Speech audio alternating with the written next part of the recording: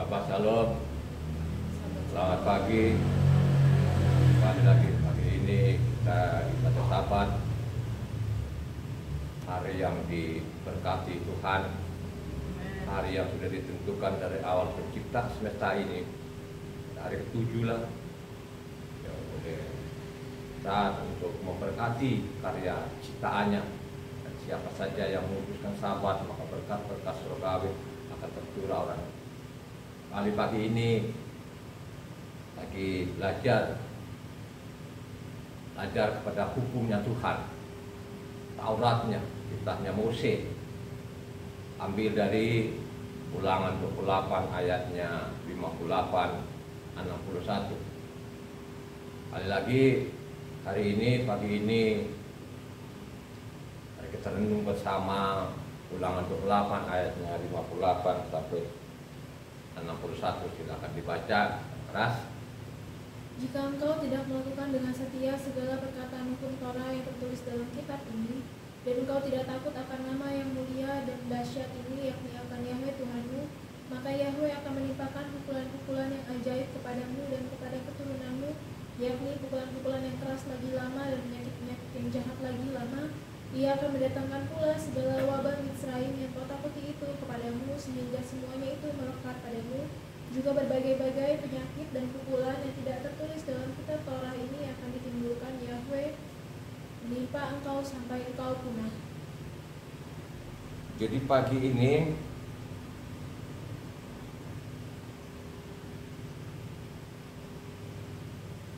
belajar bersama-sama.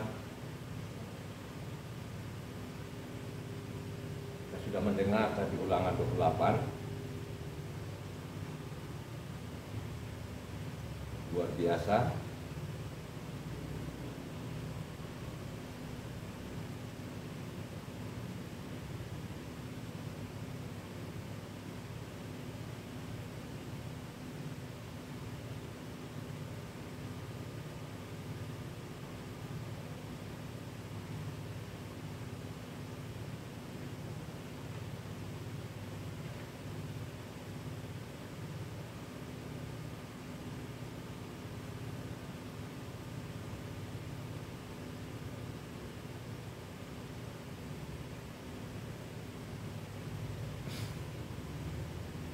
Ini kan diulang lagi, memperingatkan bangsa Israel itu supaya bangsa ini benar-benar memperhatikan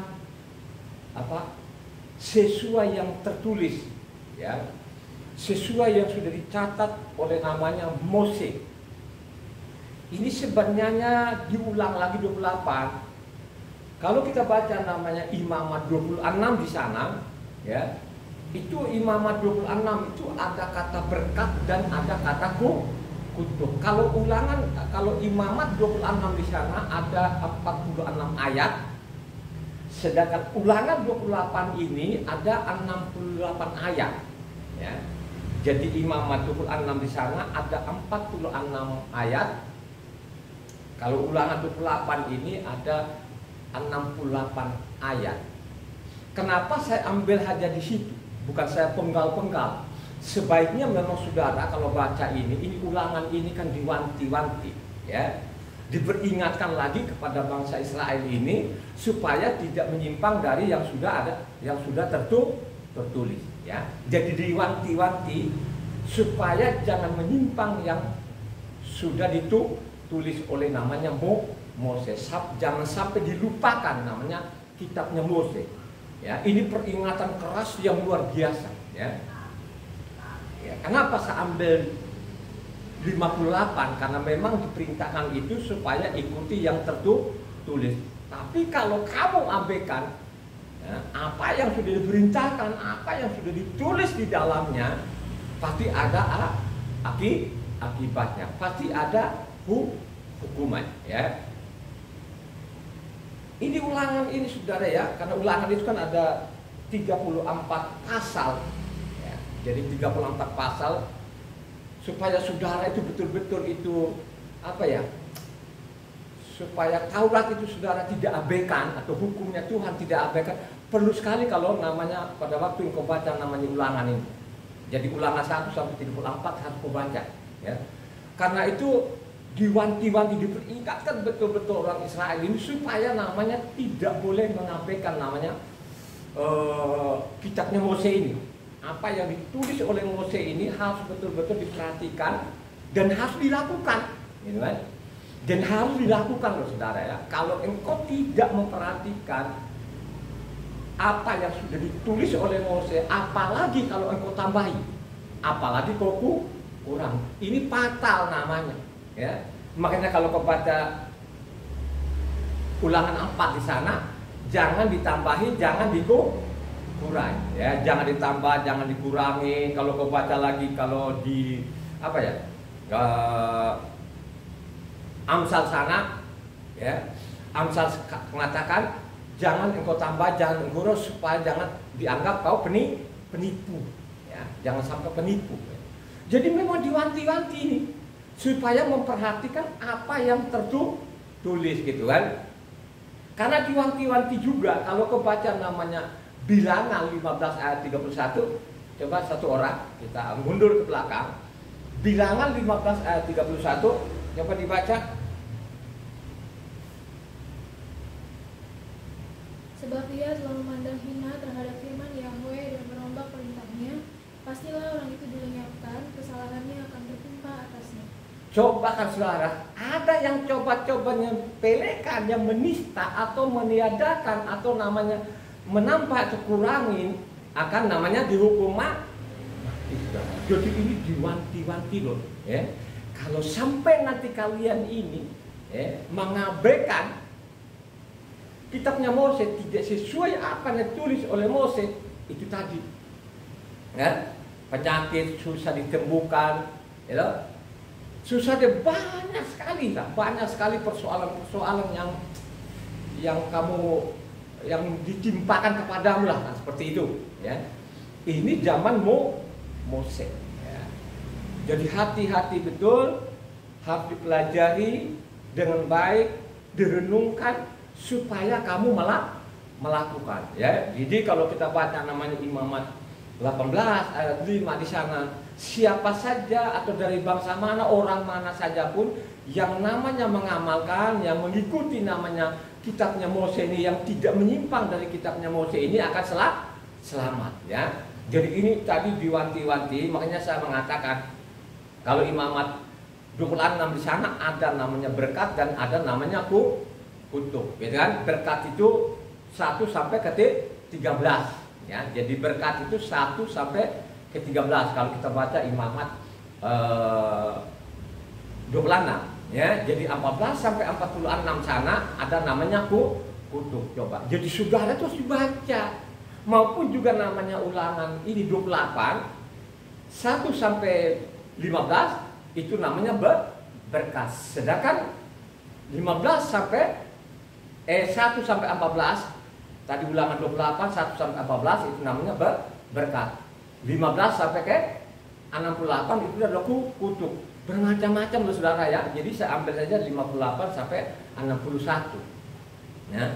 Tapi kalau pada waktu orang mendengar, contoh hari ini kita ambil dari 58, terus ada orang yang mengabaikan, ya, akan tanggung resiko. Baca selanjutnya.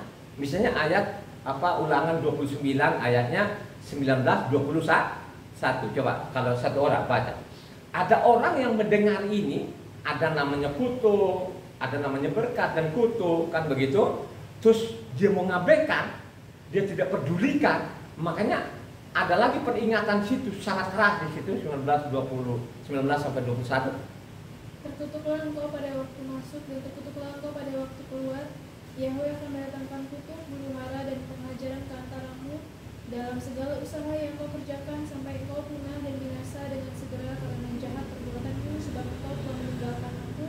Yahweh akan melekatkan penyakit sampar kepadamu sampai dihabiskannya engkau dari tanah kemana engkau pergi untuk mendudukinya.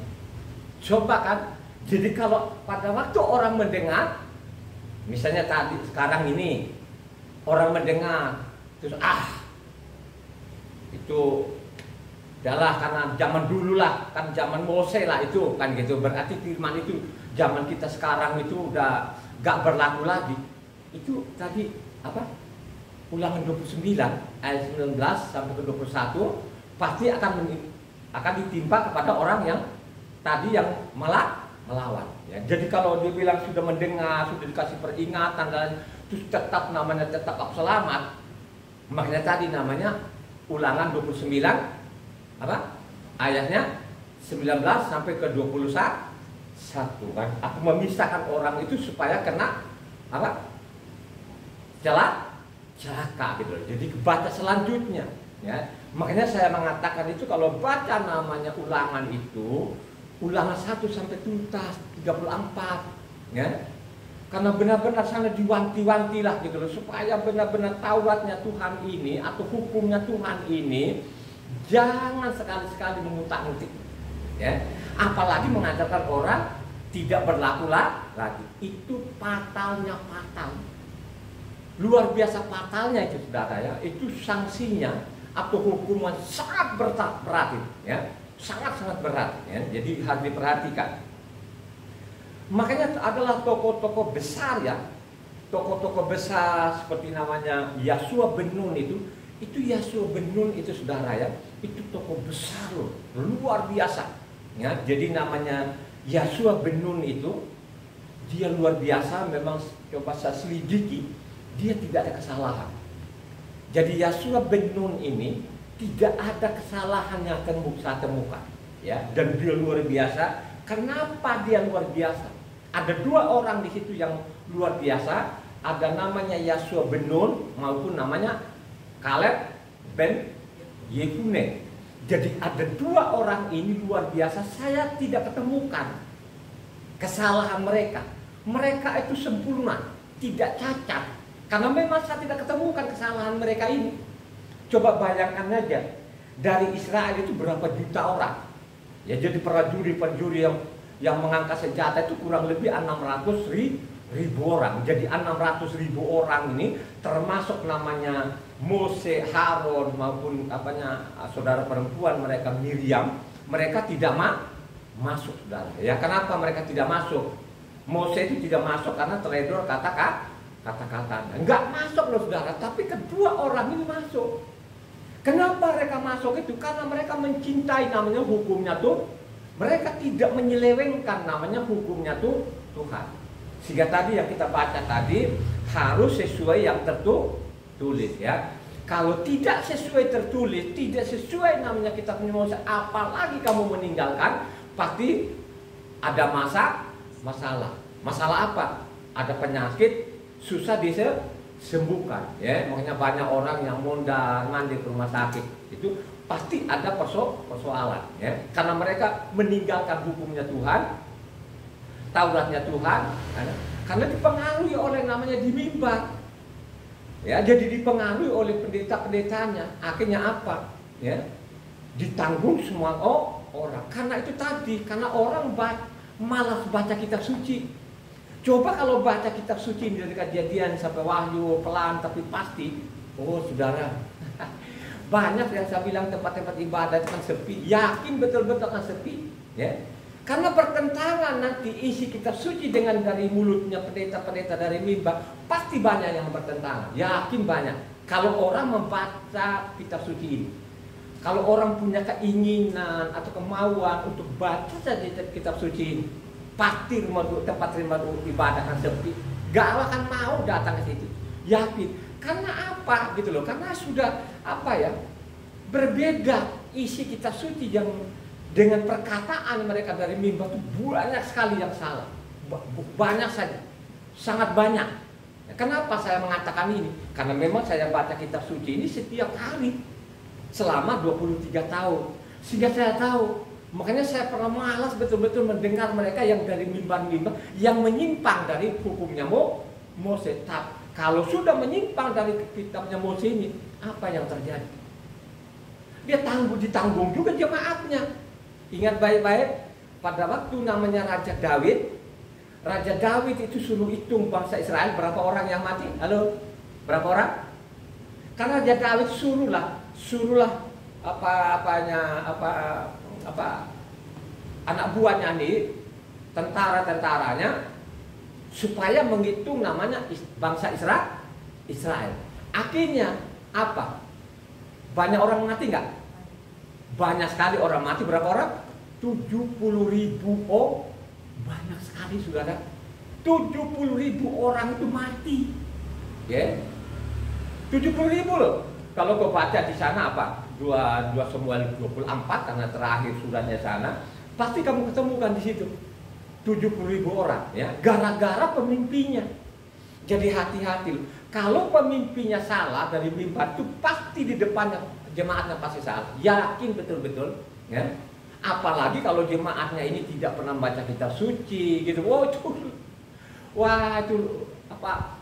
Berat itu, ya. Supaya ini saudara ini tahu nanti di mimbar ini dia salah atau dia nyampaikan nanti salah, saudara harus baca kitab suci ini, ya, baca dari Kejadian sampai Wahyu, ya. Pada waktu dia sampaikan di mimbar kan tidak mungkin lu tegur, lu tinggalkan saja tempat itu, ya. Atau kalau ada sharing di situ lah nanti aku tegur sama dia. Jangan takut saudara, memperingatkan pemimpin itu tidak dosa. Ya, makanya kalau di dalam kitab suci itu kan ada nabi-nabi. Nabi-nabi itu dibutuhkan pada waktu pemimpinnya atau rajanya apa? Salah. Diutuslah nabi-nabi ini supaya memperingatkan mereka supaya kembali kepada apa? Kembali kemana? Kepada Taurat. Itulah dari generasi ke generasi. Jadi tugasnya nabi-nabi itu jangan saudara pikir-pikir ada nabi terus ada lagi nanti perintah baru. Tidak ada.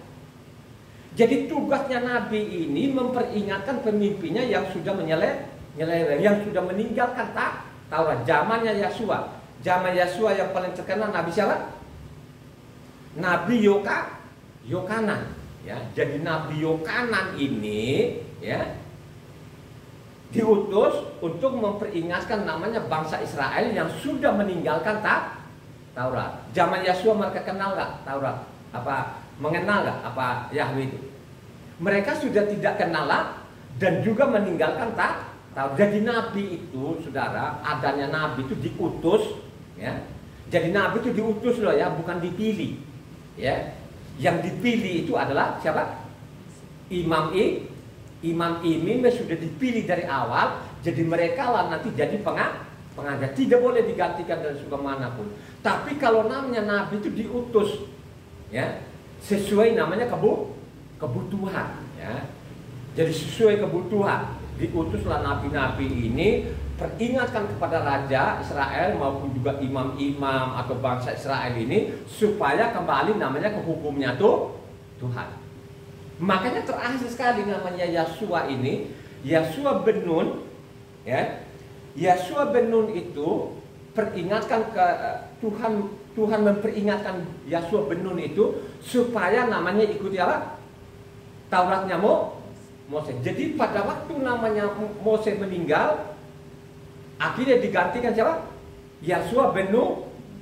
Jadi Tuhan memperingatkan kepada namanya Yesua ben Nun itu supaya namanya patuhi namanya apa? Kitab Taurat sesuai yang tertulis. Coba satu orang. Yesua ben Nun 1 ayatnya 78. Yang kencang. Coba. Yesua ben Nun 1 ayatnya 78. Hanya kuatkan dan teguhkanlah hatimu dengan sungguh-sungguh, bertindaklah hati-hati sesuai dengan seluruh hukum yang telah diperintahkan kepadamu oleh hambaku Mose. Janganlah menyimpang ke kanan atau ke kiri, supaya engkau beruntung kemanapun engkau pergi. Janganlah engkau lupa memperkatakan kitab Torah ini, tetapi renungkanlah itu siang dan malam, supaya engkau bertindak hati-hati sesuai dengan segala yang tertulis di dalamnya. Sebab dengan demikian perjalananmu akan berhasil dan engkau akan beruntung. Coba catatlah saudara. Catat ini kau renungkan. Kenapa sih namanya Mose ini bukan Mose, Yesua ben Nun ini dia sukses di hadapan Tuhan, dia tidak cacat. Dia tidak sombong. Dia tidak bikin kitab-kitab tafsiran, enggak ada. Dia ikuti saja apa yang diperintahkan Tuhan. Kok tahu dari mana kita bahwa dia patuh kepada Tuhan sampai akhir hidupnya? Dia ini patuh namanya hukumnya Tuhan. Ya. Kok kita tahu dari mana? Karena ini tadi kan Tuhan Yahweh memerintahkan kepada Yosua bin Nun supaya namanya patuhi namanya kitab Taurat. Renungkan itu siang dan malam supaya benar-benar engkau patuhi namanya kitab Taurat. Artinya suruh baca kitab suci ini ya siang dan malam supaya engkau patuhi. Dengan engkau patuhi pasti engkau sukses ya, engkau berhasil. Ini pesan Tuhan. Akhirnya kalau kita baca keseluruhan yang namanya Yosua bin Nun ini, karena ada namanya 24 pasal. Jadi 24 pasal di sana. Ingat baik-baik, pasal 23 pada waktu mau berpisah dengan namanya bangsa Israel karena dia sudah tua, peringatkan apa di sana? Kalau kita baca di sana Yosua bin Nun 23 ayatnya 6 saja. Coba ayat 6. Apa katanya di sana? Peringatkan lagi ke bangsa Israel itu supaya benar-benar itu patuhi namanya Taurat ini. Ini tokoh besar loh saudara. Ini 2 orang yang masuk tanah perjanjian ini. Luar biasa loh saudara. Ya, tapi peringatkan lagi bangsa Israel supaya namanya patuhi namanya kitabnya Mose. Coba ayatnya 6. Kuatkanlah benar-benar hatimu dalam memelihara dan melakukan segala yang tertulis dalam kitab hukum Mose, supaya kamu jangan menyimpang ke kanan atau ke kiri. Coba saudara. Jadi sekarang kalau pertama tadi Yosua bin Nun 1 tadi, Tuhan memperingatkan kepada Yosua bin Nun supaya patuhi namanya hukumnya Tuhan. Akhirnya zamannya masa tuanya namanya Yosua bin Nun pesan kepada namanya bangsa Israel itu supaya patuhi patuhi hukumnya Tuhan. Ya. Jadi harus kamu patuhi Tuhan. Kalau kamu tidak patuh, kalau kamu sampai melangkahi nanti pasti ada akibatnya. Baca 16-nya, ayat 16-nya di bawah. Yosua 23 tadi ayatnya 16-nya. Apabila kamu melangkahi perjanjian yang telah diperintahkan kepadamu oleh Yahweh Tuhanmu dan pergi beribadah kepada ilah lain dan sujud menyembah kepada mereka, maka murka Yahweh akan bangkit terhadap kamu sehingga kamu segera binasa dari negeri yang baik yang telah diberikannya kepadamu. Coba saudara, ya. Jadi ayat 16-nya di bawah, kalau sampai nanti kamu melangkahi, kamu melanggar, kamu mengabaikan ya kitabnya Mose ini, pasti kamu dapat malapetaka. Ya, ini pesan namanya Yosua bin Nun saudara. Gitu? Karena memang Yosua bin Nun ini orang benar. Dia nabi benar. Dia panglima luar biasa, tidak ada tanding, tidak ada. Kedua orang ya, jadi kedua orang ini Yosua bin Nun sama Kaleb ya. Jadi 2 orang ini luar biasa, mereka tidak cacat ya. Mereka tidak sok tahu ya. Tidak demikian zaman-zaman sekarang ini saudara. Banyak orang sok tahu melebihi daripada namanya Yosua bin Nun. Waduh saudara ya. Akhirnya apa? Mereka melanggar namanya hukumnya Tuhan. Kalau sudah melanggar hukumnya Tuhan, pasti dapat akibatnya. Lu baca lo sekarang ini. Coba aja kita di dunia sekarang ini.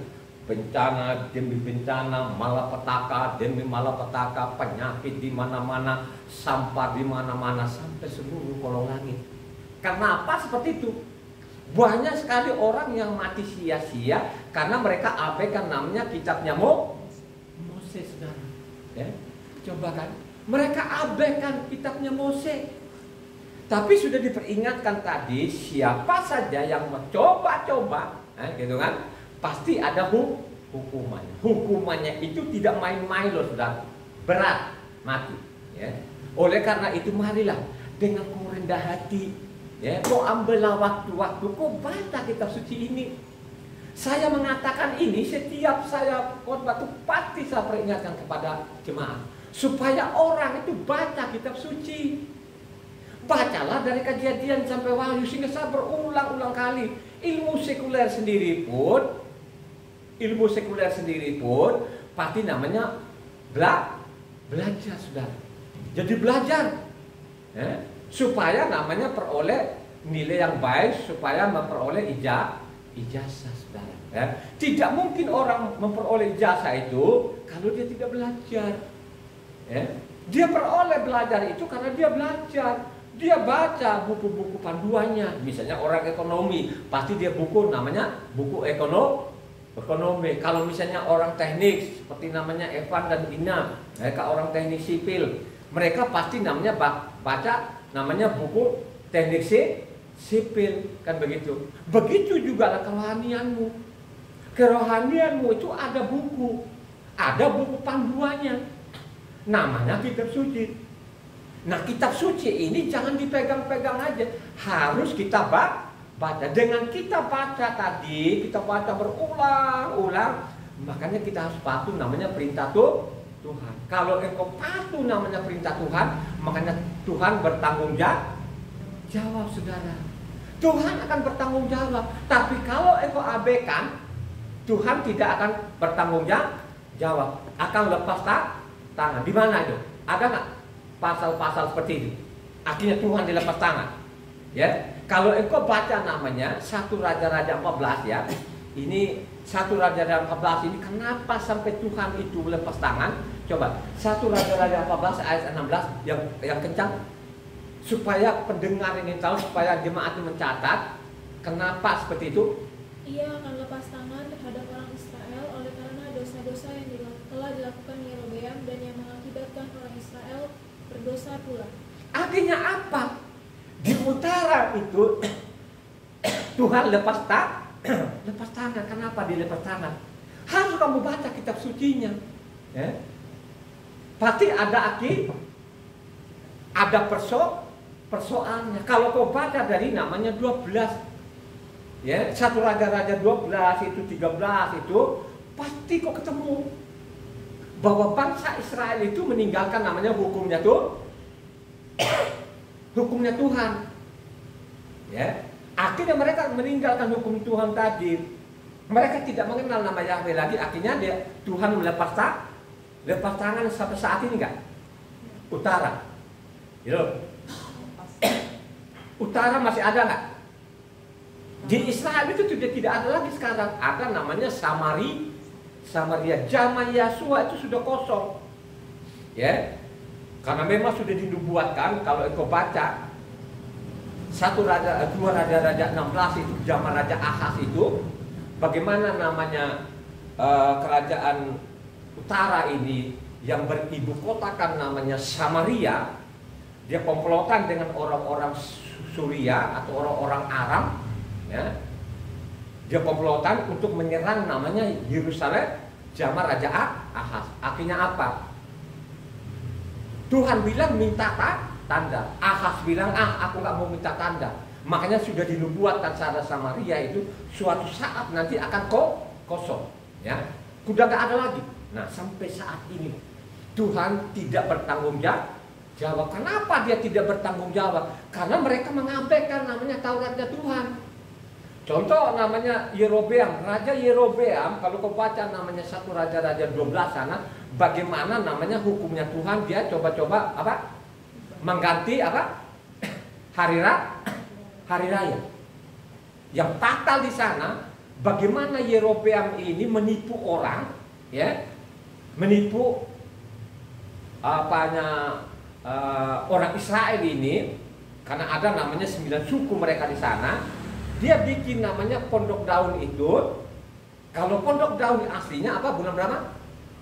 Bulan 7. Tapi dia geser satu bulan, jadi jatuhnya dia bulan 8, saudara. Coba. Ini benar-benar ini fatal, saudara. Akhirnya apa? Sampai saat ini, ya, kerajaan utara itu tidak tahu. Inilah yang berdiaspora seluruh dunia oleh perbuatan-perbuatan namanya Yerobeam. Makanya Yerobeam ini dari raja ke raja itu mereka bilang karena apa? Seperti Yerobeam. Mereka tidak meninggalkan apa yang dibuat oleh Yerobeam. Yang itu. Jadi tidak ada raja pun di sana utara itu hanya satu raja-raja yang namanya Yehu. Ya, Raja Yehu lumayan lah kan begitu. Dialah yang robohkan namanya patung-patung Baal. Tapi kelakuannya namanya Yerobeam tetap dia tidak merobohkan namanya 2 anak sapi gitu loh, sampai namanya pembuangan. Jadi dua raja-raja 17 sana kan digaruk, dibuang. Kenapa seperti itu? Nanti kita lihat sana dua raja-raja 17 nanti dicatat di sini. Bagaimana namanya bangsa ini dari generasi ke generasi mereka mengabaikan namanya hukumnya Tuhan atau Tauratnya Tuhan ini, ya, sampai saat ini, ya. Sampai saat ini mereka benar-benar itu menyepelekan namanya hukumnya Tuhan ini. Tapi diperingatkan tadi, ya, kalau sampai nanti kamu mengabaikan ini, kamu akan kena penyakit dan lain, susah deh sembuhnya, kan gitu. Susah sembuh. Ini bukan saya loh, ini sudah dicatat tadi Ulangan 58 ayat Ulangan 28 ayat 58 61 kan dicatat sana. Makanya kalau baca keseluruhannya, karena memang Ulangan 28 itu ada 68 ayat, ya. Kalau orang baca itu, wah pasti orang gak berani aja kalau mengatakan bahwa Taurat itu tidak berlaku. Misalnya kita sahabat ini kan begitu, ya. Orang kalau itu orang nekat saja, ya. Orang nekat saja yang berani bilang oh sahabat itu oh, udahlah sama aja dan lain sebagainya, kita ganti hari apa aja gak apa-apa, kata itu orang-orang nekat namanya. Itu orang-orang nekat. Dan Tuhan ingat ya, perkataan Tuhan atau firman Tuhan ini dia tidak pernah melupakan. Dia akan ingat karena namanya Tauratnya kekal. Ya. Jadi apa tadi yang dia bilang? Siapa saja yang melangkahi namanya apa? Tauratnya Tuhan pasti malah petaka. Ini peringatan namanya. Tapi lanjutkan ayatnya 17 tadi. Karena 17-nya yang tadi dari 16 17 Yosua bin Nun 23.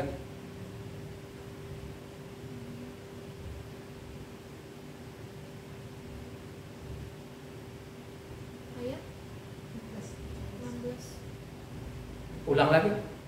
Apabila kamu melangkahi perjanjian yang telah diberitakan kepadamu oleh Yahweh Tuhanmu dan pergi beribadah kepada ilah lain dan sujud menyembah kepada mereka, maka murka Yahweh akan bangkit terhadap kamu sehingga kamu segera binasa dari negeri yang baik yang telah diberikannya kepadamu.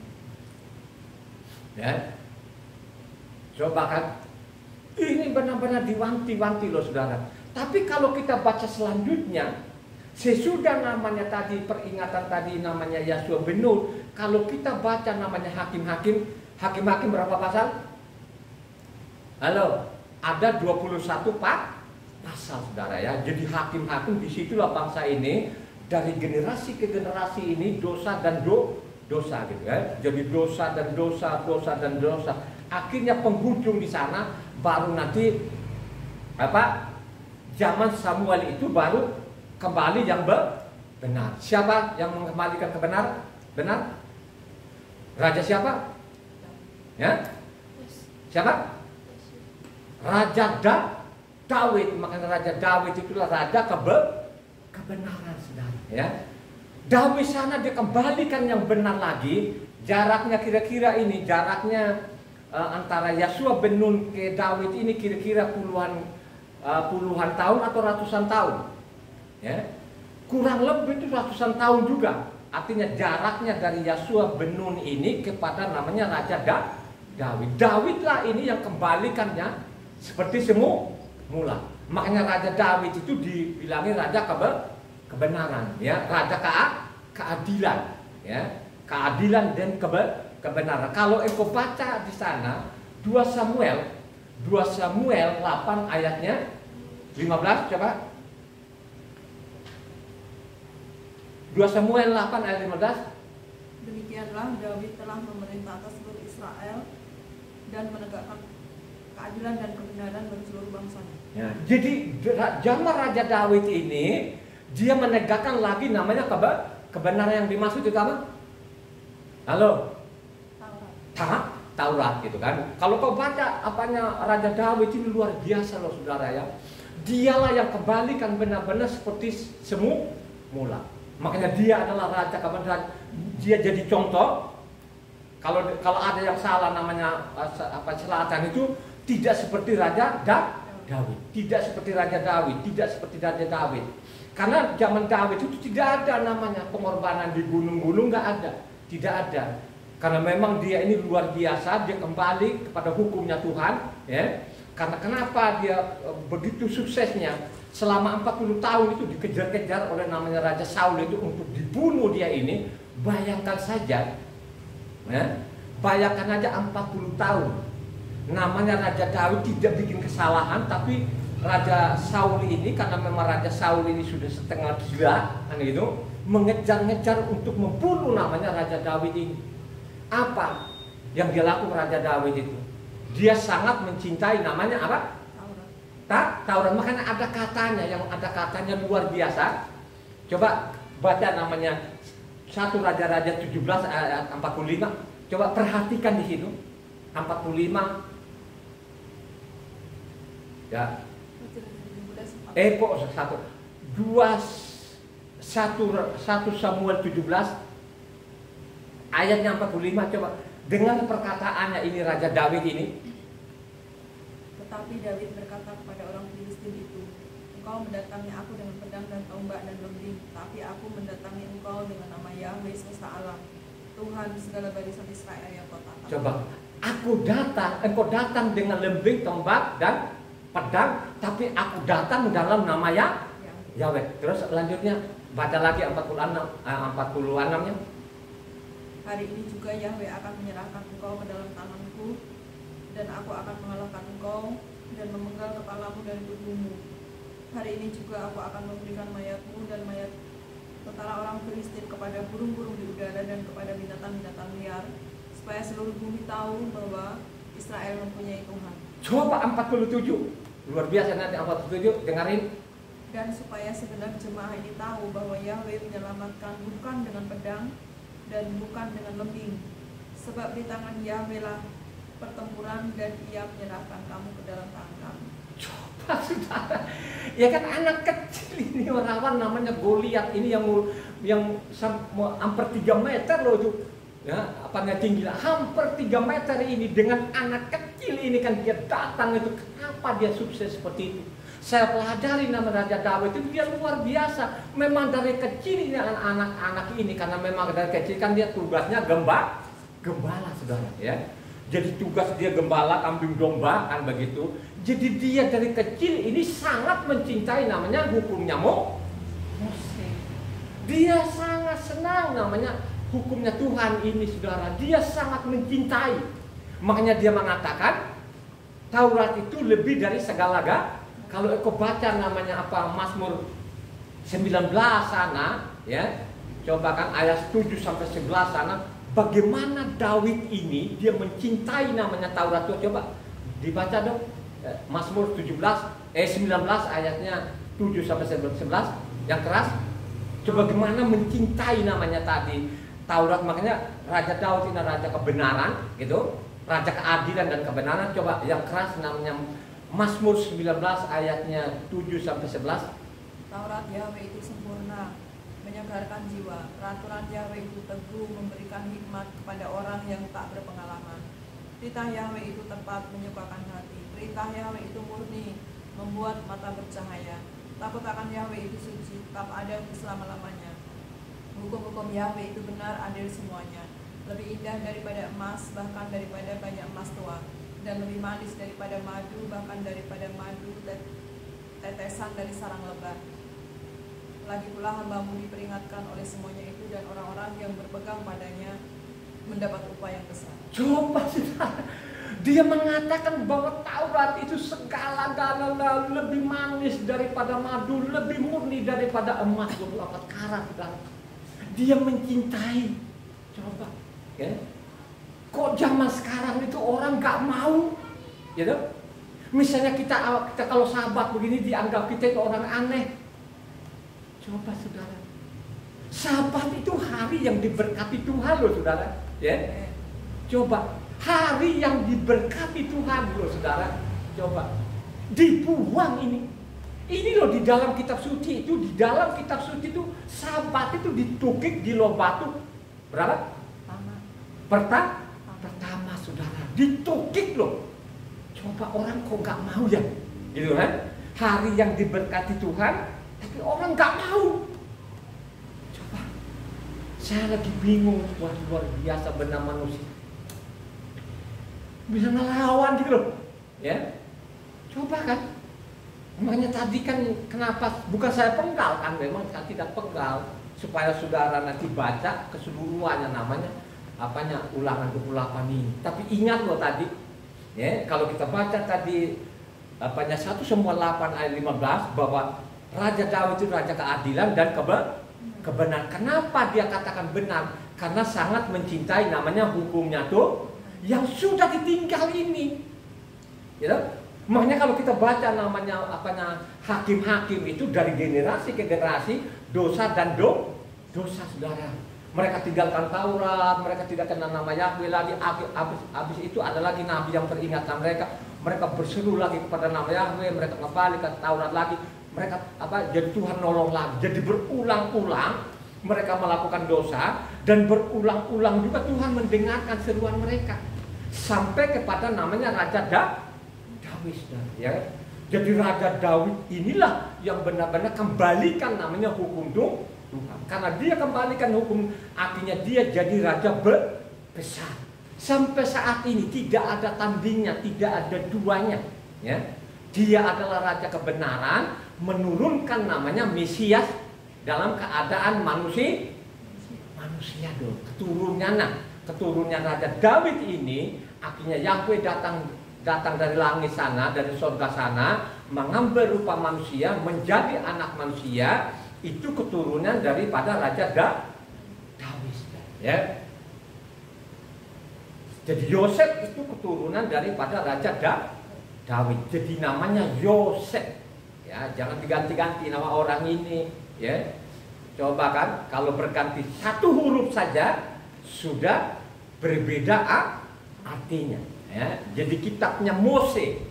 Jadi kalau namanya Musa, kalau tanah orang Israel tidak tahu apa itu Musa. Tapi kalau mereka bilang Mose, pasti mereka tahu apa artinya. Jadi satu huruf itu apanya berbeda, pasti artinya juga berbeda.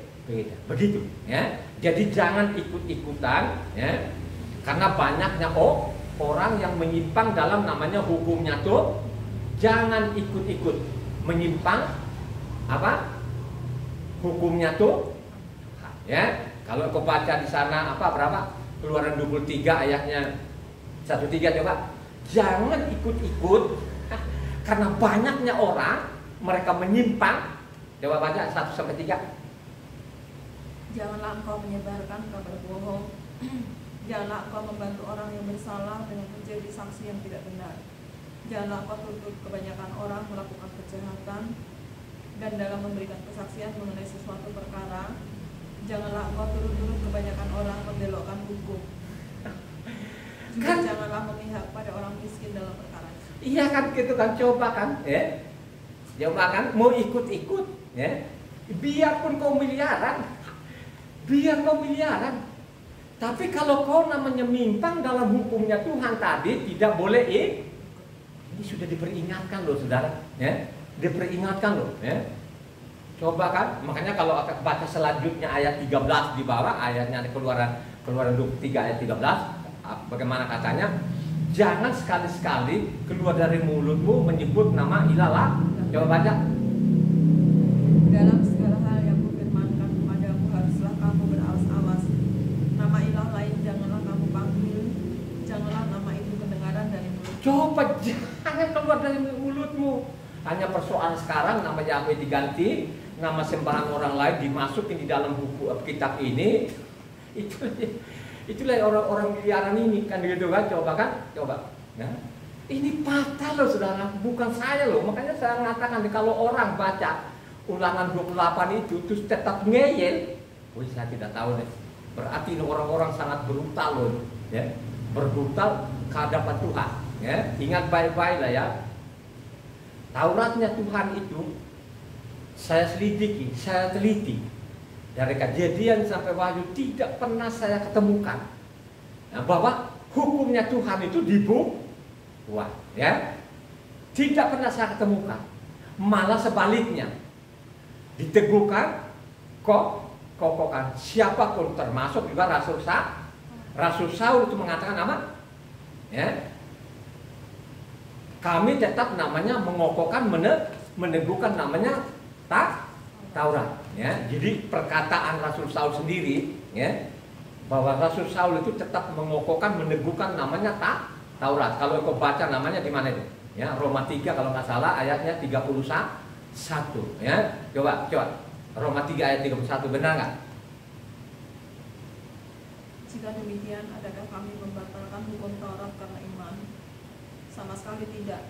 Sebaliknya kami meneguhkannya. Coba saudara, ya. Makanya kalau ada surat-surat Rasul Saul yang lain itu, makanya saya mengatakan jangan engkau penggal-penggal ini kitab suci ini, baca berurutan, ya, sehingga engkau tahu bahwa Rasul Saul itu dia tidak pernah namanya bikin ibadah baru, gitu, tidak ada, atau namanya perjanjian baru, memang tidak pernah ada, gitu kan? Yang mereka pakai itu hanya namanya apa? Yang mereka pakai apa? Tauratnya tuh. Tuhan, hukumnya Tuhan, itu yang mereka pakai, ya. Tidak pernah ada kitab-kitab lain kan, itu tidak ada, gitu kan. Hanya kan kemudian hari, yaitu karena ulah-ulah manusia tadi ini, tangan-tangan jahil ini, akhirnya mereka bilangnya Taurat itu tidak berlaku. Akhirnya berganti semua, nama Tuhan berganti, hari-hari raya berganti, semua dipretenkan begitu, coba kan. Nah, kalau sudah seperti itu, ya, tadi loh ya. Ulangan namanya 9 ayatnya 19, 21, ingat baik-baik ya. Dia mendengar ini, tetap dia ngeyel, tetap dia kepala batu. Oh, pisahkan orang ini supaya kena malapetaka. Coba, benar nggak kena malapetaka nggak? Itu secara bangsa loh, di dunia ini banyak malapetaka di mana-mana, hancur. Ya, coba kan, bayangkan aja ini dari zaman Mose sampai sekarang Israel ini tidak pernah ada seperti Israel, coba. Satu-satunya. Gak ada, ya. Coba kalau Kristen ini, wah, banyak benar negara ini yang apa Kristen gitu. Coba kalau namanya kepercayaan orang-orang namanya apa kitabnya Mose ini, mereka tetap namanya Israel. Gak ada temannya. Secara bangsa itu gak ada, gitu kan? Hanya mereka saja sampai saat ini. Luar biasa loh saudara, luar biasa. Makanya marilah engkau tekun membaca kitab suci ini dengan benar baik, ya. Kalau engkau tekun baca kitab suci dengan benar baik, pasti engkau tahu. Engkau tahu itu dari mimbar ini, apakah dari mimbar ini, dari mulutnya dari mimbar ini sesuai nggak itu? Ya, tidak sesuai, tolak, tinggal. Ya, makanya saya bilang coba deh bangsa ini yang miliaran ini, dia ambil saja waktu-waktu dia baca kitab suci dari Kejadian. Besok dia tinggalkan itu tempat ibadah, nggak akan mau, yakin nggak akan mau. Tapi kalau dia tetap bandel, itu dia sudah baca, dia tetap bandel, nah itu tadi Ulangan 29 itu sudah. Itu sudah diancam loh saudara, ya. Jangan pada main-main loh. Makanya namanya Daud itu namanya raja keadilan dan kebenaran, karena dia mencintai namanya Taurat Tuhan. Pesan kepada anaknya. Pesan kepada anaknya siapa? Salomo, ya. Pesan kepada anaknya Salomo, kalau engkau baca namanya di mana?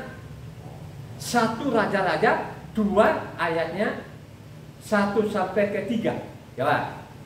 Ya, baca. Pesan kepada anaknya bernama Salomo ini, ya. Raja Daud tadi pesan kepada anaknya, ya. Raja Salomo apa pesannya terakhir masa tuanya sebelum dia mati? Coba baca 1 Raja-Raja 2 ayat 1 sampai ke 3. Ketika saat kematian Daud mendekat, ia berpesan kepada Salomo anaknya, "Aku ini akan menempuh jalan segala yang fana, maka kuatkanlah hatimu dan berlakulah seperti laki-laki. Lakukan kewajibanmu dengan setia terhadap Yahweh Tuhanmu, dengan hidup menurut jalan yang ditunjukkannya, dan dengan tetap mengikuti segala ketetapan perintah, peraturan, dan ketentuannya seperti yang tertulis dalam hukum Mose, supaya engkau beruntung dalam segala yang kau lakukan dan dalam segala yang kau tuju." Jadi pesan lagi kepada anaknya, harus engkau hidup namanya sesuai namanya apa? Tertulis loh saudara, ya. Jadi ini ada raja kebenaran luar biasa. Bukan sekedar raja, tapi dia seorang nabi juga. Dia raja, seorang nabi juga, gitu. Dia luar biasa loh saudara. Ya, coba kan? Ya. Nabi itu apa? Tidak apa? Kehilangan apa? Kekurangan ada nggak bilang? Seorang nabi itu tidak kekurangan apa? Firman. Ada nggak? Coba Yeremia 18 ayat 18 kalau tidak salah coba. Yeremia 18.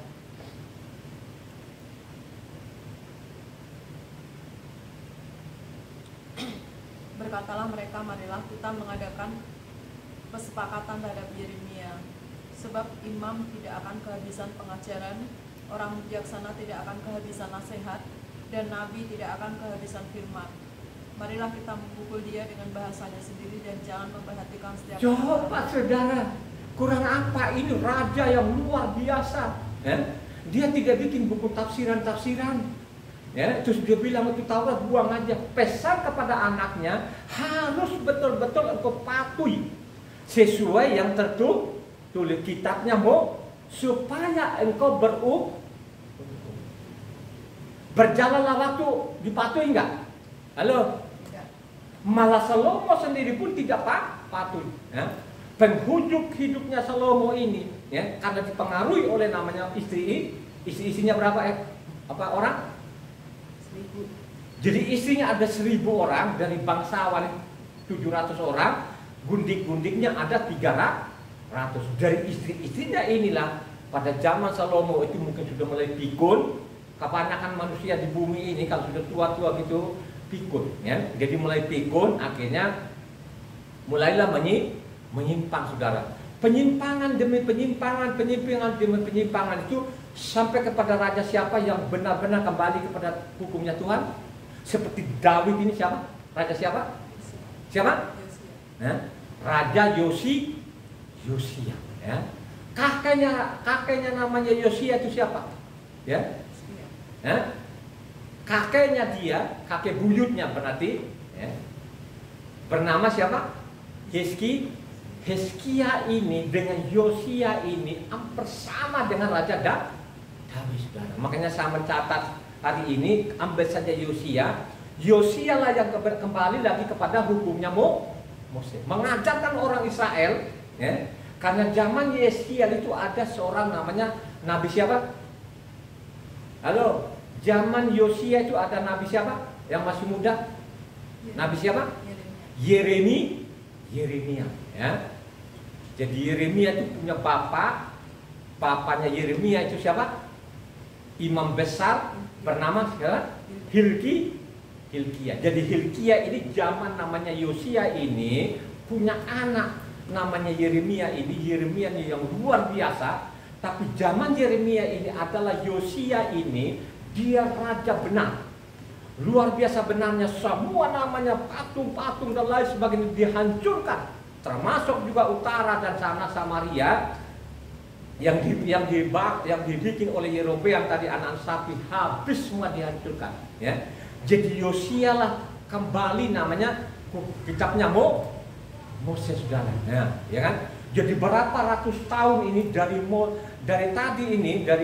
Mose ini sampai ke Yosia itu, ratusan tahun, saudara, ya. Jadi zaman Yosia ini kembali benar, mengajarkan kepada orang Israel supaya kembali kepada kitabnya Mose. Coba 2 Raja-Raja 23 ayatnya 1-3, angkat.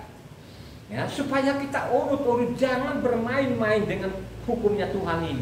Dengan engkau mengabaikan hukumnya Tuhan, Tauratnya Tuhan, ini sangat jelas loh. Sekarang zaman kita ini banyak orang yang mati sia-sia, banyak orang mati sia-sia. Coba baca 1-3. 2 Raja-Raja 23. Orang mengumpulkan semua tua-tua Yehuda dan Yerusalem. Kemudian pergilah raja ke rumah Yahweh, dan bersama-sama dia semua orang Yehuda dan semua orang penduduk Yerusalem, para imam, para nabi, dan seluruh orang awam dari yang kecil sampai yang besar. Dengan didengar mereka, ia membacakan segala perkataan dari kitab perjanjian yang ditemukan di rumah Yahweh itu. Sesudah itu berdirilah raja dekat tiang, dan diadakannya lah perjanjian di hadapan Yahweh untuk hidup dengan mengikuti Yahweh dan tetap menuruti perintah-perintahnya, peraturan-peraturannya, dan ketetapan-ketetapannya dengan segenap hati dan dengan segenap jiwa, dan untuk menepati perkataan perjanjian yang tertulis dalam kitab itu, dan seluruh rakyat turut mendukung perjanjian. Jadi dia yang kembali kepada apa? Hukumnya tuh, hukumnya Mose, saudara, ya. Lanjut 24-25. Para pemanggil arwah dan para pemanggil peramal, juga terafim, berhala-berhala, dan segala dewa kejijikan yang terlihat di tanah Yehuda dan Yerusalem, dihapuskan oleh Yosia dengan maksud menepati perkataan Torah yang tertulis dalam kitab yang telah didapati oleh Imam Hilkiah di rumah Yahweh.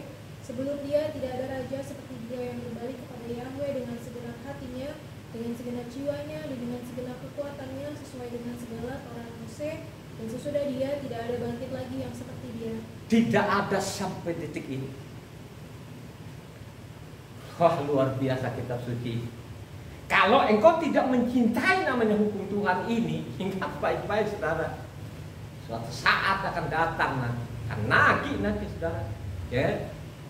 Mengatakan zaman Yosia itu selanjutnya tidak ada lagi seperti Yosi. Benar nggak sampai saat ini? Benar. Ada nggak? Tidak ada. Sampai detik ini? Tidak ada. Penyimpangan demi penyimpangan saudara. Coba kita lihat sekarang ini. Nah, luar biasa penyimpangannya. Kristen itu berapa loh alirannya? Wah, banyak sekali.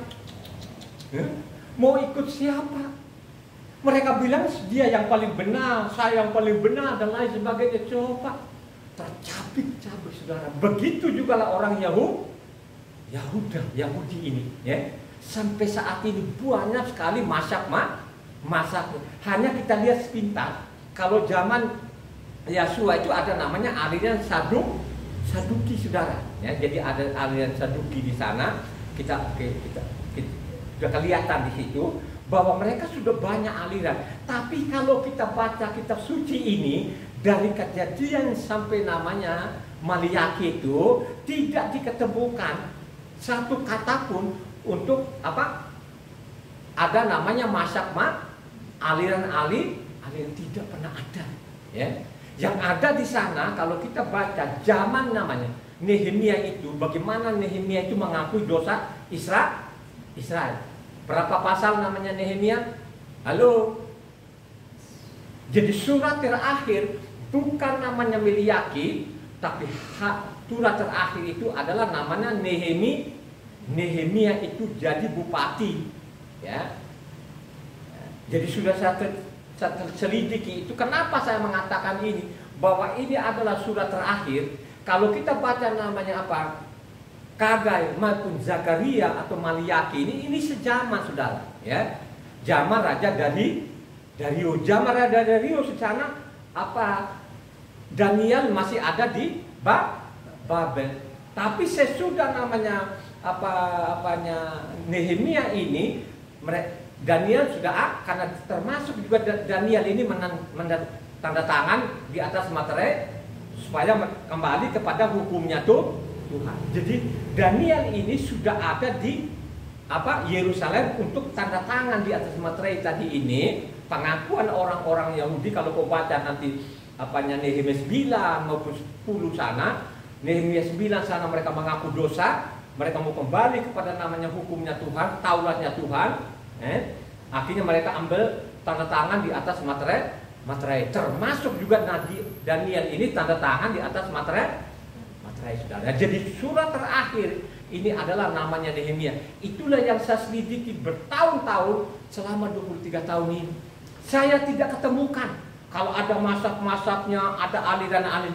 Ini bagian pembangkangan kejahatan manusia sampai detik ini, ya. Sampai detik ini. Itulah sekarang ini kan kita coba kan mau ikut Kristen ini, Kristen yang mana yang mau ikuti? Ada lagi sekarang mesianik ini mau ikut siapa? Coba berbeda-beda ini kan saudara, coba kan, ya. Mau ikut siapa? Makanya marilah jemaat ini rendahkan hatimu, ambil keputusan, bacalah kitab suci. Dengan engkau baca kitab suci ini pasti engkau salah. Amin gak? Pasti saya jamin dengan engkau baca dari Kejadian sampai Wahyu dengan benar, kau ikutin apa yang tertulis di dalamnya, pasti engkau selamat. Ya, engkau selamat saudara. Nah, jadi pesan kepada anaknya tadi, Salomo tadi, supaya menjaga namanya Taurat Tuhan, termasuk juga cucu cicitnya ini bernama Yosia saudara. Ya, zaman Yosia ini saudara, ingatkan kepada bangsa Israel supaya kembali kepada hukumnya Tuhan. Tapi ingat loh, zaman Salomo sendiri pun Salomo sendiri pun juga menasehati orang-orang Israel itu supaya jangan menyepelekan namanya Tauratnya tuh. Siapa saja yang menyepelekan, ya, yang menganggap ringan, yang menganggap enteng, nanti akan tahu resikonya. Ya, ini zaman apanya? Raja Salomo. Coba Amsal 13 ayat 13. Mari kita telusuri ini. Amsal 13 ayat 13. Ini zaman Salomo. Siapa meremehkan firman, ia akan menanggung akibatnya, tetapi siapa taat kepada perintah akan menerima balasannya. Siapa yang meremehkan ini, tanggung apa? Akibatnya apa? Yang tadi ini. Akibatnya nanti kalau engkau baca nanti ini ada namanya Ulangan 28 tadi, ada namanya berkat dan ada namanya itu akibatnya. Ya? Itulah akibatnya. Makanya saya mengatakan kitab Taurat ini ditulis ini dijamin loh, kita ini sangat dijamin. Ya, misalnya contoh kalau kita baca namanya Imaman 26 ayat 1 sampai 13 yang cepat ini, supaya kita tahu kalau engkau benar-benar ikuti Taurat tadi jangan menyimpang, maka dia jamin loh ya, dia jamin kesehatanmu, ya, dan lain sebagainya, lu tidak akan mati kelaparan dan lain sebagainya lah. Ya, coba yang cepat bacanya sampai 13. Ini Imaman 26. Karena Iman 26 itu ada namanya berkat dan kutuk. Kita ambil berkatnya aja dulu. Baca. Janganlah kamu membuat berhala bagimu dan patung atau tubuh berhala. Janganlah kamu dirikan bagimu juga batu berpikir. Janganlah kamu tempatkan di negerimu untuk sujud menyembah kepadanya. Sebab akulah Yahweh Tuhanmu. Kamu harus memelihara hari-hari Sabatku dan menghormati tempat kudusku. Akulah Yahweh. Jika kamu hidup menurut ketetapanku dan tetap berpegang pada perintahku serta melakukannya, maka aku akan memberi kamu hujan pada masanya, sehingga tanah itu memberi hasilnya dan pohon-pohonan di ladangmu akan memberi buahnya. Lamanya musim menyirik bagimu akan sampai kepada musim memetik buah anggur, dan lamanya musim memetik buah anggur akan sampai kepada musim menabur. Kamu akan makan makananmu sampai kenyang, dan dia memberimu dengan aman tentram, dan aku akan memberi damai sejahtera di dalam negeri itu, sehingga kamu akan berbaring dengan tidak dikejutkan oleh apapun. Aku akan melenyapkan binatang buas dari negeri itu, dan pedang tidak akan melintas di negerimu. Kamu akan mengejar musuhmu, dan mereka akan tewas di hadapanmu oleh pedang. 5 orang dari antaramu akan mengejar 100, dan 100 orang dari antaramu akan mengejar selaksa, dan semua musuhmu akan tewas di hadapanmu oleh pedang. Dan aku akan berpaling kepadamu dan akan membuat kamu beranak cucu serta bertambah banyak, dan aku akan meneguhkan perjanjianku dengan kamu. Kamu masih akan makan hasil lama dari panen yang lampau, dan hasil lama itu akan kamu keluarkan untuk menyimpan yang baru. Aku akan menetapkan kemah suciku di tengah-tengahmu, dan hatiku tidak akan muak melihat kamu. Tetapi aku akan hadir di tengah-tengahmu, dan aku akan menjadi Tuhanmu, dan kamu akan menjadi umatku. Akulah Yahweh Tuhanmu yang membawa kamu keluar dari tanah Misraim, supaya kamu jangan lagi menjadi budak mereka. Aku telah meletakkan kayu hukum yang di atasmu dan membuat kamu berjalan tegak. Coba saudara, itu yang dikatakan tadi. Jadi zaman Yerobeam ini ditinggalkan namanya Taurat tuh, akhirnya apa? Tidak karu-karu. Sampai-sampai zaman apa? Zaman raja-raja, zaman Raja Yoram, anak daripada Ahab itu, sampai mereka makan anaknya, saudara. Sampai anaknya ini mereka makan, saudara. Kalau engkau baca 2 Raja 6, 2 Raja 7 di sana, bagaimana bangsa Israel itu sampai kelaparan, sampai nggak ada makan, sampai diambil anaknya luar biasa. Itu kejahatan mereka, ya. Karena mereka mengabaikan, saudara, ya. Makanya itulah tadi yang diperingatkan kepada bangsa Israel itu zaman namanya Salomo ini, siapa yang menyepelekan namanya Tauratnya Tuhan akan tahu risikonya. Tahu resikonya, ya. Maupun juga Amsal 19 ayat 16.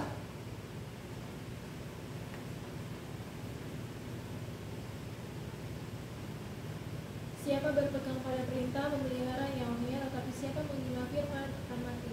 Ya. Siapa yang menghina namanya Taurat Tuhan ini, siapa yang menyepelekan namanya hukumnya Tuhan ini akan mati. Begitu kan? Begitu juga lah, ya. Namanya Amsal 28 ayat 9 di sana, siapa yang memalingkan dari kebenaran itu, memalingkan telinganya dari Taurat itu, doanya apa? jadi keji. Coba baca Amsal 28 ayat 9. Siapa memalingkan telinganya untuk tidak mendengarkan hukum, juga doanya adalah kekejian. Coba saudara, siapa yang memalingkan telinganya dari kebenaran, akhirnya doanya menjadi Coba saudara, kau ganti-ganti nama Tuhan, kau hari-hari raya Tuhan, ketentuan-ketentuan Tuhan kau ganti. Coba, mau jadi apa seperti itu? Jadi lu mau doa pun, mau jungkir-jungkir balik pun, lu mau mondar mandir sampai lu ibadah sampai kepalamu di bawah, itu dianggapin doamu keji. Ya, ini bukan saya, dicatatlah isi kitab suci ini. Ya, tapi perbuatan-perbuatan manusia ini terus berjalan, terus kejahatan demi kejahatan, akhirnya tercatat di sana. Tetap saja mereka membabi buta. Makanya kalau engkau baca namanya apa? 1 Raja-Raja 2 Raja-Raja 17 di sana, bagaimana kejahatannya manusia ini, bangsa Israel ini, ya. Akhirnya kalau kau baca keseluruhan sana 40 berapa? 41 kalau nggak salah itu ayatnya yang 2 Raja-Raja 17 tadi. Tapi coba kau bacanya dari 2 Raja-Raja 17 ayat 35 sampai 39, bagaimana namanya bangsa ini tetap bandel, ya. Coba mereka abaikan tadilah, pokoknya abaikan perkataan namanya Salomo tadi kan. Siapa yang mengabaikan, siapa yang menyembelihkan namanya Taurat ini, tahu akan akibatnya. Coba baca dari 35 sampai 39. 2 Raja-Raja 17. Yahweh telah mengadakan perjanjian dengan mereka dan memberi perintah kepada mereka, janganlah berbakti kepada ilah lain, janganlah sujud menyembah kepadanya, janganlah beribadah kepadanya, dan janganlah mempersembahkan korban kepadanya. Tetapi Yahweh menuntun kamu dari tanah Israel dengan kekuatan yang besar, dan dengan tangan yang teracung. Kepadanya lah kamu harus berbakti, kepadanya lah kamu harus sujud menyembah dan mempersembahkan korban. Tetapi kamu harus berpegang kepada ketetapan-ketetapan, peraturan-peraturan, hukum dan perintah yang telah ditulisnya bagimu dengan melakukannya senantiasa dengan setia. Dan janganlah kamu berbakti kepada ilah-ilah lain. Janganlah kamu melupakan perjanjian yang telah kuadakan dengan kamu, dan janganlah kamu berbakti kepada ilah lain, melainkan kepada Yahweh Tuhanmu kamu harus berbakti, maka Ia akan melepaskan kamu dari tangan semua musuhmu. Jadi tetap namanya kepala batu, saudara, ya. Jadi 2 Raja-Raja 17 raja siapa? Raja siapa namanya? Raja Hosea terakhir sudah di situ mereka. Jadi Raja Hosea ini bagian utara sudah selesai digaruk habis sampai saat ini. Gitu. Jadi namanya utara ini sudah tidak ada lagi. Terakhir sekali zaman Raja Hosea ini, Hosea sendiri pun tetap membangkang. Akhirnya semua utara yang dinamanya Samaria ini digaruk habis, dibuang ke Asyur sampai saat ini. Itulah manusia-manusia Israel sampai sekarang ini yang berdiaspora seluruh dunia sampai saat ini. Jadi jangan saudara juga pun sampai saat ini mereka tidak, suatu saat nanti akan diingat akan perjanjian, ya. Nanti dia akan adakan perjanjian baru dengan orang Israel.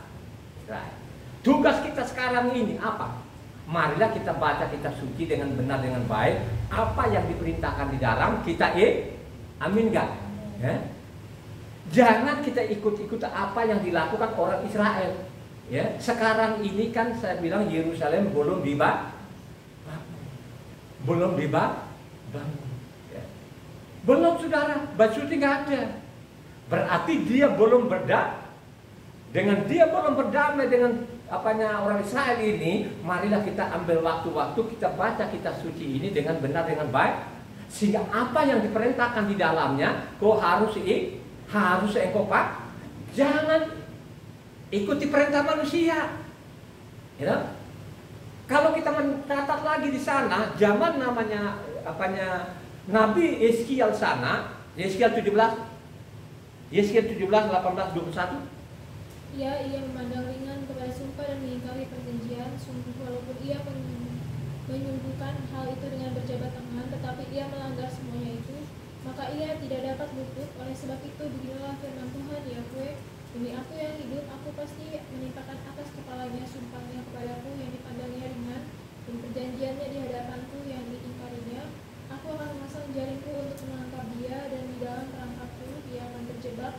aku akan membawa dia ke Babel, dan di sana aku akan bertukar dengan dia karena ia berubah setia terhadap aku, dan semua tentara pilihannya akan tewas dimakan pedang, dan yang terluput akan dihamburkan ke semua mata angin, dan kamu akan mengetahui bahwa akulah Yahweh yang mengatakannya.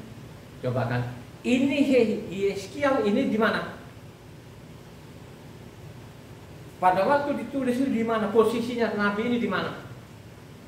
Dia ada di Babel. Makanya ada kata, lihat saja Israel sana itu yang masih ada sisa saja pun tetap namanya ngeyel. Nah, mereka tetap ngeyel ini, tetap mereka menyimpang dalam Taurat itu, maka nanti akan dibuang ke Babel, saudara. Ya. Bagaimana tingkah lakunya bangsa Israel ini? Ya, mereka tetap ngelawan. Mereka tidak pedulikan namanya hukumnya Tuhan. Mereka tidak kenal nama Tuhan lagi. Mereka sepelekan namanya hukumnya Tuhan. Coba Yeskiel 22 ayat 8, loncat ke 26. Engkau memandang ringan terhadap hal-hal yang kudus bagiku, dan hari-hari sabatku kau najiskan. 26. Imam-imamnya memperkosa hukum Torahku dan menajiskan hal-hal yang kudus bagiku. Mereka tidak membedakan antara yang kudus dengan yang tidak kudus, tidak mengajarkan perbedaan yang najis dengan yang tahir. Mereka menutup mata terhadap hari-hari sabatku, demikianlah aku dinajiskan di tengah-tengah mereka. Coba kan, hari sabatnya ini terus menerus dia peringatkan. Tadi kan kita sudah baca juga Imamat 26 tadi mengangkat juga sabat sampai saat ini loh, saudara. Coba, ya, coba kan, ini ketentuan Tuhan loh. Ibadah kita ini sabat, ketentuan tuh. Sabat itu yang diberkati itu Tuhan. Ya coba. Coba setiap sabat dia datang, terus gak ada, kan gitu kan? Makanya coba kalau baca namanya Yeskiel 46, ya. Setiap namanya sabat itu baru pintu dibuka. Benar nggak? Coba baca 1-3 kalau nggak salah, coba. Ya, 46, Yeskiel 46, coba dibaca dari ayat 1. Beginilah firman Tuhan Yahweh, pintu gerbang pelataran dalam yang menghadap ke sebelah timur haruslah tertutup selama 6 hari kerja, tetapi pada hari Sabat supaya dibuka, pada hari bulan baru juga sampai di situ. Jadi setiap namanya hari kerja itu dari hari pertama apa? Apa? Kalau di kalender sekarang hari pertama? Hah? Yang kau baca kalendermu apa? Kok takut-takut? Minggu memang ada hari Ahad itu. Di kalendermu sekarang ditulis namanya hari ini. Minggu itu 1 atau 7, 6.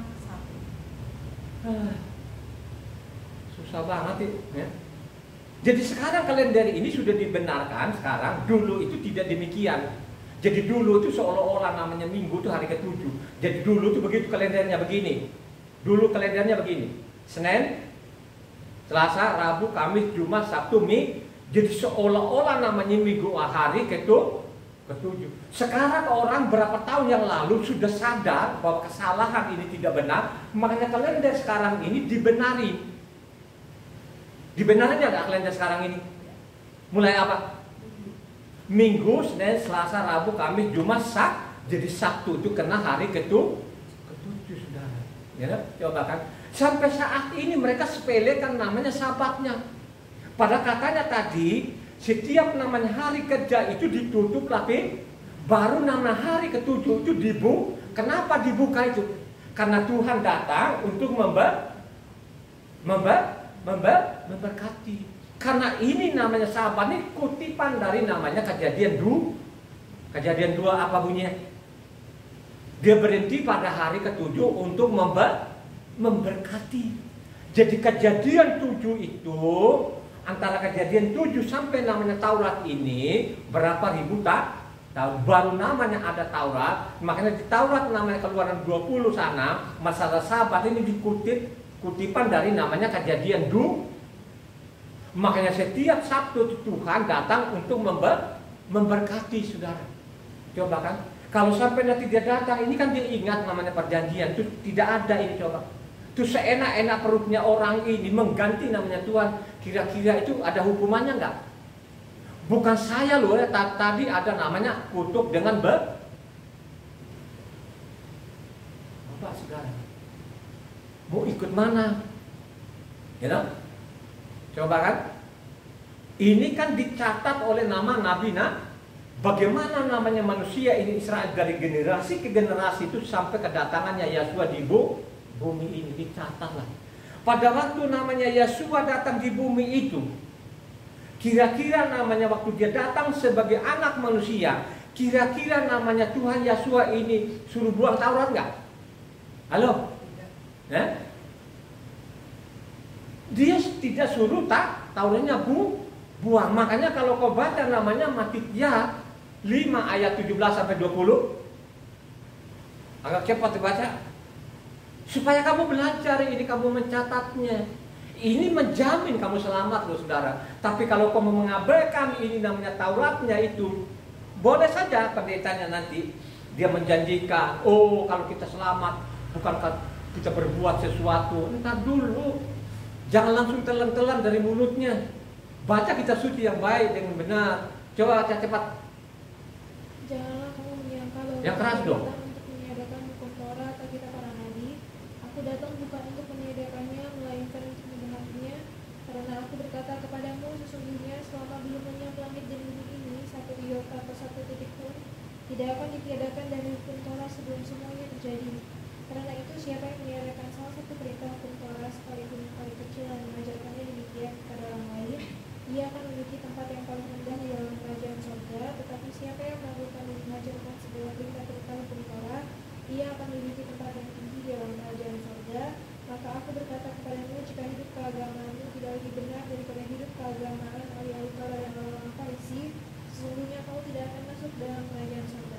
Coba sekarang aku datang di bumi ini bukan meniadakan 1.1 yo. Ini perkataannya Yesua sendiri dari mulutnya Tuhan Yesua yang dicatat oleh namanya nelayan. Itu perkataan nelayan atau perkataan Tuhan? Ya, coba.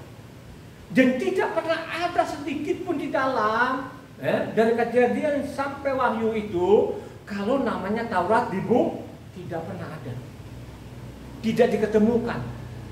Ya, malah disuruh namanya dia 1 titik loh, 1 iota loh ya. Mendingkan langit dan bumi, kata Luka lagi, Luka 16 ayat 17, mendingkan langit dan bumi ini, coba. Karena ditulis oleh kedua nelayan ini, coba Luka 16, 17. Lebih mudah langit dan bumi lenyap daripada 1 titik dari hukum Taurat mereka. Coba ditukar loh saudara. Ditukar namanya 1 titik, 1 iota. Mendingkan langit dari bumi, langit dan bumi lenyap daripada 1 titik. Kok sekarang orang-orang namanya sahabat kagak mau? Mengenal nama Yahweh gak mau? Coba saudara kalau sudah seperti ini mau ikut? Ya, mau ikut kata mulut-mulut itu atau mau ikut tadi perkataan Tuhan? Ya, harus sesuai namanya tertulis. Makanya dia bilang, Tuhan supaya kami selamat apa yang kami lakukan? Coba Matitia 19 ayatnya 16 sampai 24. Supaya kami mau selamat apa yang kami lakukan? Coba. Ada seorang datang kepada Yesua dan berkata, Guru, perbuatan baik apakah yang harus kuperbuat untuk memperoleh hidup yang kekal? Jawab Yesua, apakah sebabnya engkau bertanya kepadaku tentang apa yang baik? Hanya satu yang baik, tetapi jika engkau ingin masuk ke dalam hidup, turutilah segala perintah Tuhan. Kata orang itu kepadanya, perintah yang mana? Kata Yesua, jangan membunuh, jangan berzina, jangan mencuri, jangan mengucapkan saksi dusta, hormatilah ayahmu dan ibumu, dan kasihilah sesamamu manusia seperti dirimu sendiri. Kata orang muda itu kepadanya, semuanya itu telah kuturuti, apalagi yang masih kurang. Kata Yesua kepadanya, jikalau engkau hendak sempurna, pergilah, jualah segala milikmu dan berikanlah itu kepada orang-orang miskin. Maka engkau akan beroleh harta di surga. Kemudian datanglah kemari dan ikutlah aku. Ketika orang muda itu mendengar perkataan itu, pergilah ia dengan sedih sebab banyak hartanya. Yesua berkata kepada murid-muridnya, aku berkata kepadamu, sesungguhnya sukar sekali bagi seorang kaya untuk masuk ke dalam kerajaan surga. Sekali lagi aku berkata kepadamu, lebih mudah seekor unta masuk melalui lubang jarum daripada seorang kaya masuk ke dalam kerajaan. Sekarang saya mau tanya, itu perintah Tuhan bukan tadi yang bilang? Halo? Ini adalah perintah tuh. Ini namanya kitabnya Moses sesuai yang tertulis.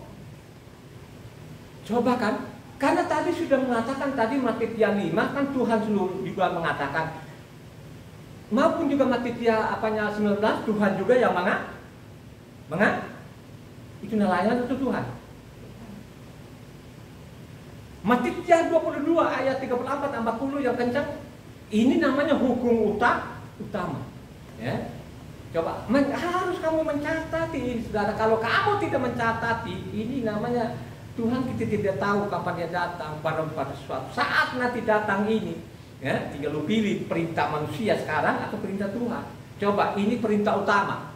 Ini kan diangkat lagi, ini Matitia 22 ayat 34 sama 40. Ketika orang-orang Farisi mendengar bahwa Yeshua telah membuat orang-orang Saduki itu bimbang, berkumpullah mereka, dan seorang dari mereka, seorang ahli Taurat, bertanya untuk mencobai dia, "Guru, hukum manakah yang terutama dalam hukum Torah?" Jawab Yeshua kepadanya, "Kasihilah Yahweh Tuhanmu dengan segenap hatimu dan dengan segenap jiwamu dan dengan segenap akal budimu. Itulah hukum yang terutama dan yang pertama, dan hukum yang kedua yang sama dengan itu ialah kasihilah sesamamu manusia seperti dirimu sendiri. Pada kedua hukum ini tergantung seluruh hukum Torah dan kitab para nabi." Coba saudara, itu yang dikatakan tadi yang saya sudah tertulis nggak? Halo? Mengabaikan namanya Taurat, meninggalkan satu titik, kira-kira lu selamat nggak? Bukan saya loh, tulisan Tuhan sendiri yang mengatakan. Itulah namanya hukum utama dan pertama. Maupun juga ditulis oleh namanya nelayan satu lagi, Markus 10 ayatnya 17 sampai 25. Supaya lengkap loh ini. Supaya pendengar ini mencatat ini. Supaya jangan ditipu namanya pendeta-pendetanya ini. Ya, bukan saya loh, ini Tuhan loh mengatakan ini. Ini tidak diungkap dari mimbar sampai saat ini, didiamkan saja seperti itu untuk menipu orang. Ya. Meninggalkan nama Taurat, kalau adakan orang Taurat tidak berlaku, itu sudah mati nih orang waktu dia hidup. Bukan saya loh. Markus 10 ayat 17 sampai 25. Pada waktu Yeshua berangkat untuk meneruskan perjalanannya, datanglah seorang berlari-lari mendapatkan dia, dan sambil berlutut di hadapannya, dia bertanya, "Guru yang baik, apa yang harus diperbuat untuk memperoleh hidup yang kekal?" Jawab Yeshua, "Mengapa engkau katakan aku baik? Tak seorang pun yang baik selain daripada Tuhan saja. Engkau tentu mengetahui segala perintah Tuhan, jangan membunuh, jangan berzina, jangan mencuri, jangan mengucapkan saksi dusta, jangan mengurangi hak orang, hormatilah ayahmu dan ibumu." Lalu kata orang itu kepadanya, "Guru, semuanya itu telah kuturuti sejak masa mudaku." Tapi Yeshua memandang dia dengan kasih kepadanya, lalu berkata kepadanya, "Hanya satu lagi kekuranganmu, pergilah, jualah apa yang kau miliki dan berikanlah itu kepada orang miskin, maka engkau akan beroleh harta di surga, kemudian datanglah kemari dan ikutlah aku." Mendengar perkataan itu, ia menjadi kecewa, lalu pergi dengan sedih, sebab banyak hartanya. Lalu Yeshua memandang muridnya di sekelilingnya dan berkata kepada mereka, "Alangkah sukanya orang yang beruang masuk ke dalam kerajaan Tuhan." Murid-muridnya tercengang mendengar perkataannya itu, tetapi Yeshua menyambung lagi, "Anak-anakku, dan alangkah sukanya masuk ke dalam kerajaan Tuhan. Lebih mudah seekor unta melewati lubang jarum daripada seorang kaya masuk ke dalam kerajaan Tuhan."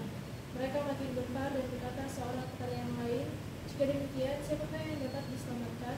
Yeshua memandang mereka dan berkata, "Bagi manusia hal itu tidak mungkin, tetapi bukan demikian bagi Tuhan, sebab segala sesuatu adalah mungkin bagi Tuhan." Coba kan? Ya. Coba ini ketiga orang ini dicatat, saudara.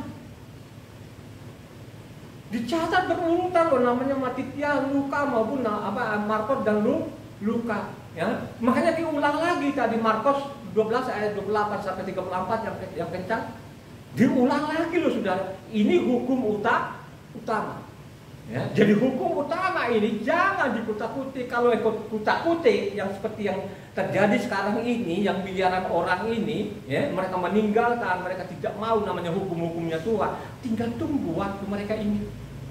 Ya, jangan ikut-ikutan kalian ini. Ya, banyak Luka 12 ayatnya 28 sampai 34 yang kencang.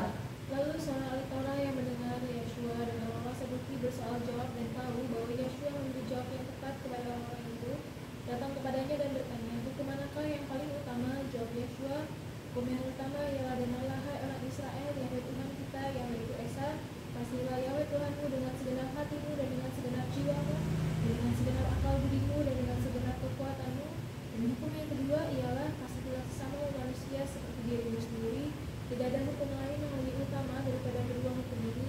Lalu kata ahli Torah itu kepada Yeshua, tepat sekali dulu dengan katamu itu, bahwa dia Esa, dan bahwa tidak ada yang lain kecuali dia. Memang mengasihi dia dengan segenap hati dan dengan segenap pengertian dan dengan segenap kekuatan, dan juga mengasihi sesama manusia seperti diri sendiri adalah jauh lebih utama daripada semua korban bakaran dan korban sembelihan. Yeshua melihat bagaimana bijaksananya jawab orang itu, dan ia berkata kepadanya, engkau tidak jauh dari kerajaan Tuhan, dan seorang pun tidak berani lagi menanyakan sesuatu kepada Artinya ayat 36 mengatakan Tuhan, engkau tidak jauh-jauh kerajaan Kalau engkau benar-benar mencintai namanya kitabnya Mose tadi ini, pasti engkau tidak jauh-jauh kerajaan Tapi kalau engkau nantang ini namanya hukum-hukumnya Tuhan, kau abaikan namanya perintah-perintah Tuhan ini yang sudah ditentukan, ada waktu nanti. Suatu saat nanti ada finalnya. Nah, pada waktu finalnya nanti, ya. Makanya ditulis juga namanya Lukas 10 ayat 25 sampai 28 yang kencang. Apa katanya di sana? Ini ditulislah. Nelayan-nelayan. Ini dari mulut Tuhan sendiri loh, saudara. Coba kalau di mimbar itu tidak dikutak-kutik ini, saudara. Kenapa mereka tidak kutik-kutik? Karena mereka menggiring orang itu untuk mati. Giring orang melawan Tuhan. Jadi jangan bilang yang miliaran ini bukannya musuh, itu musuhnya Tuhan. Coba baca Lukas 10 ayat 25 sampai 28. Pada suatu kali berdirilah seorang ahli Torah untuk mencoba Yeshua, katanya, Guru, apa yang harus kuperbuat untuk memperoleh hidup yang kekal? Jawab Yeshua kepadanya, apa yang tertulis dalam hukum Torah, apa yang kau baca di sana? Jawab orang itu, kasihilah Yahweh Tuhanmu dengan segenap hatimu, dan dengan segenap jiwamu, dan dengan segenap kekuatanmu, dan dengan segenap akal budimu, dan kasihilah sesamamu manusia seperti dirimu sendiri. Kata Yeshua kepadanya, jawabmu itu benar, perbuatlah demikian, maka engkau akan hidup. Coba saudara, ya kan? Apa yang aku lakukan Tuhan supaya saya peroleh hidup yang kekal? Apa yang tertulis di sana? Apa yang kau baca di sana, saudara? Ya, ini dikembali lagi namanya hukumnya tuh. Ini bukan tulisan nelayan, saudara, bukan dari mulut nelayan. Ini mulutnya Tuhan sendiri, saudara. Makanya Lukas 18 ayat 18 sampai 25 sama persis juga ini. Coba yang agak cepat. Ada seorang pemimpin bertanya kepada Yeshua, katanya, Guru yang baik, apa yang harus aku perbuat untuk memperoleh hidup yang kekal? Jawab Yeshua, mengapa kau katakan aku baik? Tak seorang pun yang baik selain daripada Tuhan saja. Engkau tentu mengetahui segala perintah Tuhan, janganlah berzina, jangan membunuh, jangan mencuri, jangan mengucapkan saksi dusta, hormatilah ayahmu dan ibumu. Kata orang itu, semuanya itu telah kuturuti sejak masa mudaku. Dengar itu, Yeshua berkata kepadanya, masih tinggal satu hal lagi yang harus kau lakukan. Jualah segala yang kau miliki dan bagi-bagikanlah itu kepada orang-orang miskin, maka engkau akan beroleh harta di sorga. Kemudian datanglah kemari dan ikutlah aku. Ketika orang itu mendengar perkataan itu, ia menjadi amat sedih sebab ia sangat kaya. Lalu Yeshua memandang dia dan berkata, alangkah sukarnya orang yang beruang masuk ke dalam kerajaan Tuhan, sebab lebih mudah seekor unta masuk melalui lubang jarum daripada seorang kaya masuk ke dalam kerajaan Tuhan. Dan mereka yang mendengar itu berkata, jika demikian, siapakah yang dapat diselamatkan? Kata Yeshua, apa yang tidak mungkin bagi manusia, mungkin bagi Coba saudara, kan diulang-ulang, kurang apa lagi saudara? Ya? Apakah diangkat-angkat oleh Pak Pendeta yang begini, dia tidak angkat, didiamkan saja. Terus dia ada dipertahankan orang ini supaya tetap menyimpang dalam namanya hukumnya tuh Tuhan, saudara. Ya, mau ikutan itu miliaran itu, gitu.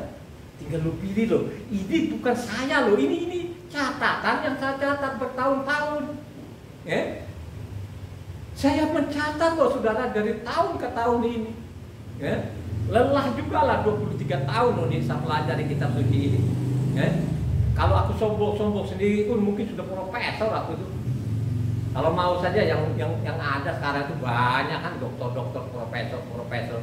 Tapi lucu-lucunya dokter, profesor tetap saja mereka tidak mau namanya perintah Tuhan.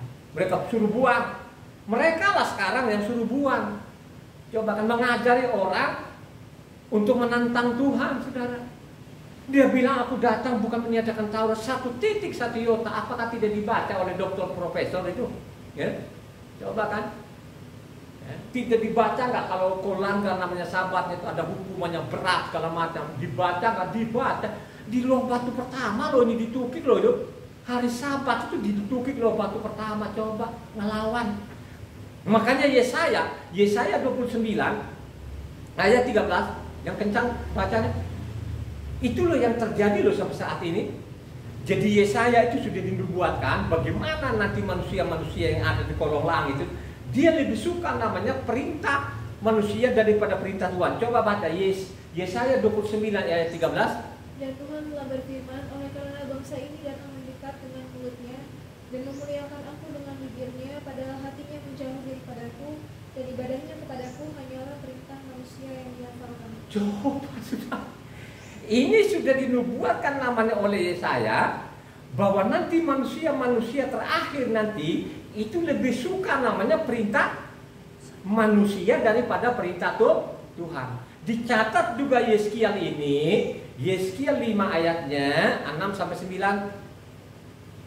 Ia sudah memberontak terhadap peraturan-peraturanku, lebih jahat daripada bangsa-bangsa, dan terhadap ketetapan-ketetapanku lebih jahat dari negeri-negeri yang di sekitarnya. Karena mereka menolak peraturan-peraturanku dan kelakuan mereka tidak selaras dengan ketetapan-ketetapanku. Sebab itu beginilah firman Tuhan Yahweh, oleh karena engkau lebih jahat daripada bangsa-bangsa yang di sekitarmu dan kelakuanmu tidak selaras dengan ketetapan-ketetapanku, dan engkau tidak melakukan peraturan-peraturanku, bahkan engkau melanggar peraturan-peraturan bangsa-bangsa. Bahkan engkau mengikuti perintah-perintah manusia. Tuhan Yahweh, lihat aku sendiri yang akan menjadi lawanmu, dan aku akan menjatuhkan hukuman kepadamu di hadapan bangsa-bangsa, oleh karena segala perbuatanmu yang keji akan kuperbuat terhadapmu yang belum pernah kuperbuat dan yang tidak pernah lagi akan kuperbuat. Coba kan, manusia ini lebih suka namanya perintah manusia daripada perintahku. Dia lebih suka loh perintah manusia daripada perintahku. Coba Yeskiel 11 ayat 12.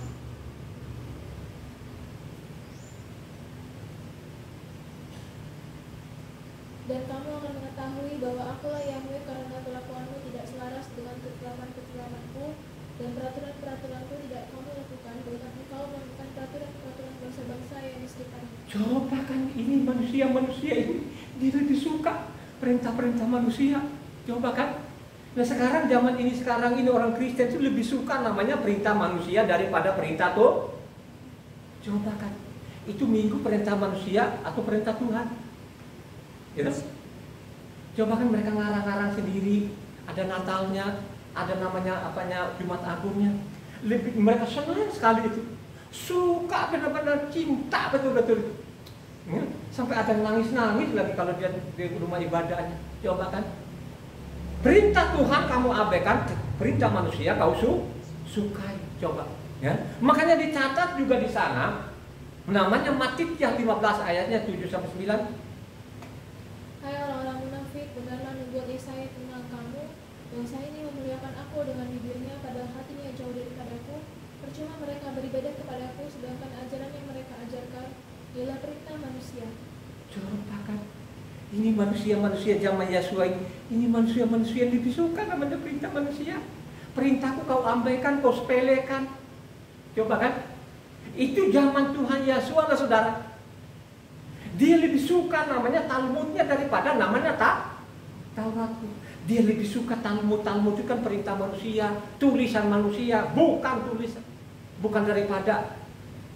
Dia lebih suka Talmudnya daripada namanya apa? Halo? Karena memang zaman itu tidak ada lagi yang mau Tauratnya. Kalau kau baca namanya Yohanes 7 ayatnya 19 coba. Yohanes 7 ayat 19. Karena memang zaman itu mereka Taurat itu tinggalkan, lebih suka namanya Talmudnya. Coba. Bukankah Mose yang telah memberikan hukum Taurat kepadamu, namun tidak seorang pun di antara kamu yang melakukan hukum Taurat? Ini nggak ada lagi manusia ini. Mereka lebih suka namanya Talmudnya. Ya, coba. Mereka buang namanya Talmud. Begitu juga zaman sekarang ini. Dia lebih suka namanya buku bapak gerejanya yang tebal-tebal itu, apalagi kalau pak pendetanya sedikit kan, dia bikin tebal-tebal. Ya kalau dia baca, jangankan yang bapak gereja yang sudah setumpuk-tumpuk gitu, itu saja pun Taurat dan Kejadian sampai Ulangan aja pun kagak dibaca. Coba saudara, Dia lebih suka tuh dia lihat tebal, wih, luar biasa Pak Pendeta saya, doktor, profesor, lihat bukunya. Coba kan, bukunya Tuhan tuh apa? Kecil itu, aduh buang aja.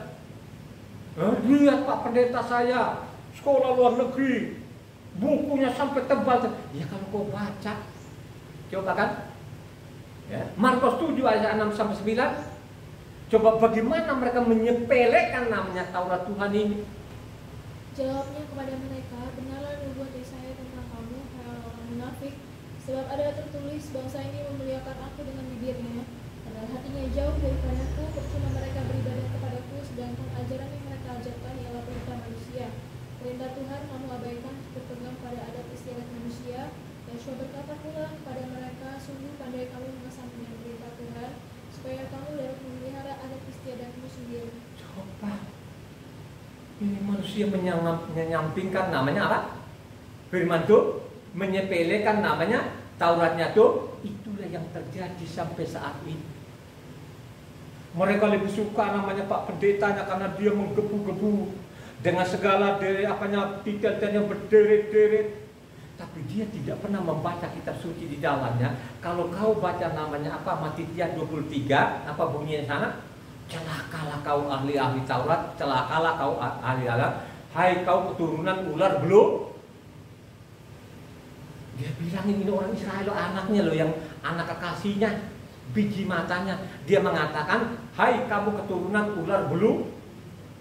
Ular beludak itu kan begitu nyerong terus kan, wah pokoknya gitulah sekarang ini. Coba kalau kamu tanya sekarang itu yang punya gelar-gelar, dia bikin nanti sebuah apa jawabannya. Dia bikin, dia mutarin orang itu, saudara itu, ya kan? Kalau ketahuan sekarang dibuka ini kedoknya mereka sekarang ini, coba kan, weh, mulai backup dia bikin. Nanti tempat-tempat ibadahnya, hati-hati. Sekarang ada apa sempalan-sempal Yehova itu katanya, hati-hati. Hati-hati saudara. Ada sekarang yang sudah menyimpang dalam namanya kebenaran. Sedang kalau ditanya namanya jemaat juga kebenaran nggak tahu. Coba kalau ditanya sama dia, hei kebenaran itu apa? Dia pasti dia nganga-nganga itu, dia nggak tahu. Dia dari mulut ke mulutnya dia mengatakan kebenaran. Kebenaran itu apa nggak tahu. Pokoknya dari mulut ke mulut, dari generasi ke generasi harus kita bicara namanya kebenaran. Padahal yang dimaksud di dalam kebenaran atau namanya Tauratnya tuh, kalau engkau menjadi benar harus engkau ikuti perintah Tuhannya, jangan engkau tambahi, jangan engkau lego. Itu namanya kebenaran. Amin gak? Ya? Tinggal lu pilih sekarang perintah Tuhan atau perintah manusia. Supaya engkau tahu ini apa ini perintah Tuhan atau perintah. Makanya baca kitab suci. Dari mana kitab suci bacanya? Dari Kejadian sampai berulang-ulang kali. Makanya pada waktu kau baca pertama itu mulailah mungkin belum tumbuh lah, ya mungkin siram-siram dulu, baru lama-lama dia tumbuh, baru nanti dia berakar, baru dia batang, baru namanya daun, baru bunga, baru berbu. Jadi namanya ada prosesnya begitulah. Gak mungkin kau baca satu kali itu lu ngerti, yakin itu ngerti, kecuali berulang-ulang kali kau baca kitab suci ini baru kau paham. Makanya kalau kau sudah berulang-ulang kali pasti lu tidak sembarangan. Ya. Ya.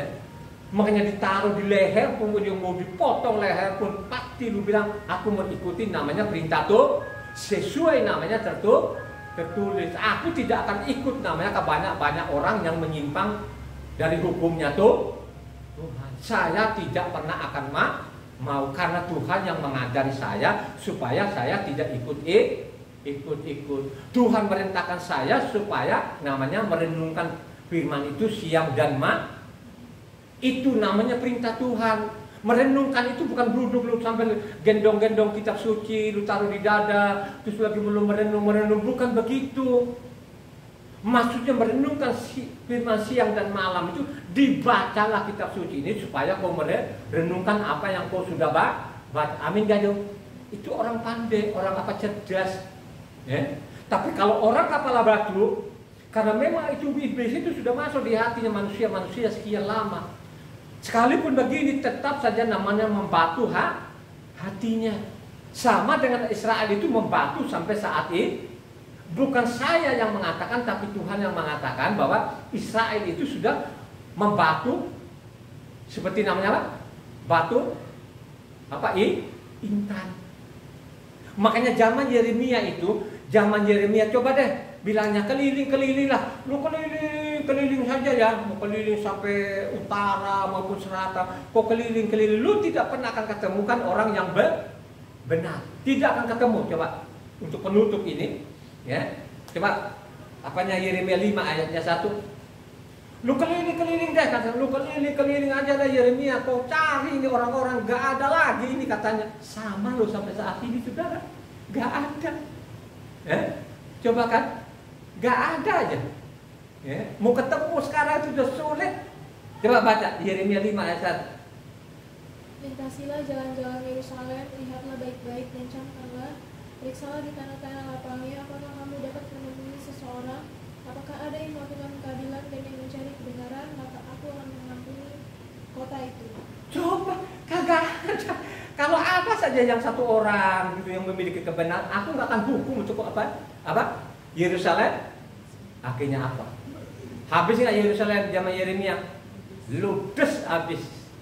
Ya, sampai-sampai matanya Sedekia congkel matanya. Kedua matanya Raja Sedekia, congkel matanya ini, bawa sini. Ya, Nebukadnezar bawa sini, bawa ini raja kepala batu ini, yang tegar tengkuk ini kan katanya kan, dia tidak tahu bahwa saya ini diperintahkan oleh Tuhan kan gitu, tapi dia tetap bandelin. Ya, coba bawa sini, congkel dua matanya. Sebelum kau congkel dua matanya, ambil dulu anak istrinya, gorok di depan matanya. Ambil ini anaknya ini digorok di depan matanya. Habis itu congkel matanya, dua-duanya mata dicongkel. Habis dicongkel bukan langsung dibunuh, dibawa kemana? Ke Babel. Sudah itu akibatnya. Coba kan, makanya bangsa ini sudah hatinya membatu. Coba baca terakhir sekali Yeremia 17.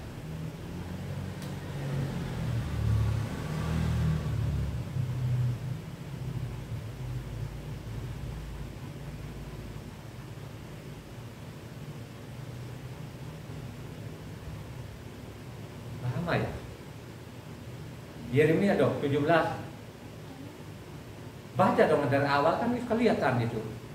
Dosa Yehuda telah tertulis dengan pena besi yang matanya dari intan terukir pada loh hati mereka dan pada tanduk-tanduk mesbah mereka. Coba kan, hatinya apa?